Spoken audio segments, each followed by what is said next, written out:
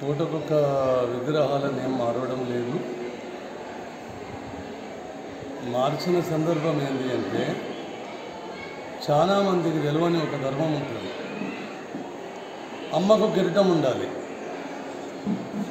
అమ్మకు కిరీటం ఉండాలంటే భూమి మీద పురుడు పోసుకున్న ఏ అమ్మన్న కిరీటాలు పెట్టుకొని నేల మీద ప్రవహిస్తుందా, నడుస్తుందా?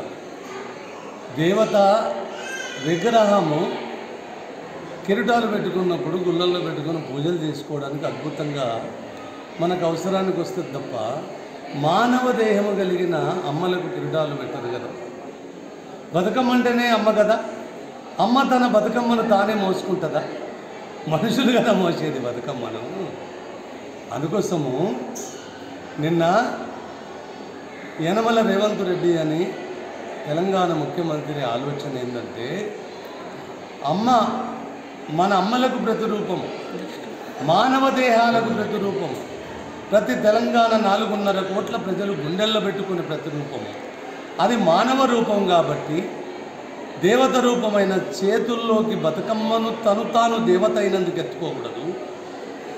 మానవ దేహము కలిగిన ఒక అమ్మ రూపానికి కిరీటాలను పెట్టి అధిరోహించకూడదు. అది శాస్త్రీయంగా ఆగమ శాస్త్రపరంగా తప్పిదమవుతుంది. ఇది చాలా మందికి తెలియని విషయం.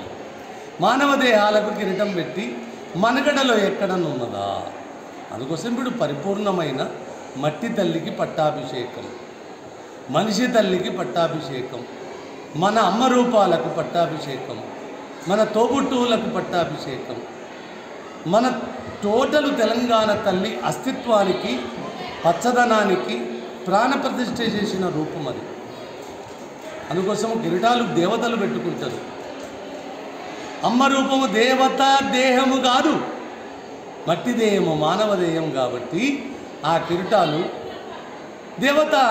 తెలంగాణ తల్లి దేవతే అయితే బతుకమ్మ కూడా దేవతనే. దేవతను దేవత ఎత్తుకోదు కదా.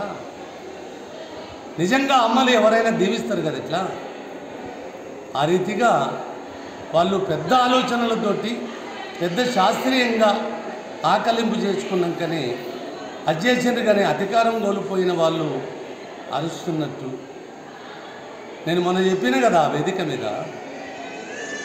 దేవత రూపాలున్న మన అమ్మలను గుళ్ళల్లో పెట్టుకొని పూజిస్తాము. మానవదేయమైన ఇప్పుడు తెలంగాణ తల్లి రూపాన్ని 4.5 కోట్ల గుండెల్లో పెట్టి కొనుగొంచుకుందాము. ఆ రీతిగా నిన్నటి మహాద్భుతాన్ని కల్లార చూసిన కావున ఏ అద్భుతం జరిగినా నేను బాసరకు వచ్చి అమ్మకు శరణాగతి చెప్పిపోతాను. అందులో భాగంగానే ఇవాళ బాసరకు వచ్చి అమ్మ దర్శనం చేసుకొని మా ప్రతాప్ సార్ తోటి మీతో పాటు ఈ శరదిందు సమాకారే పరబ్రహ్మ స్వరూపిణి బాసర పీఠానిలయే శ్రీ సరస్వతి నమోస్తుతి అనే మహామంత్రాన్ని జపిస్తూ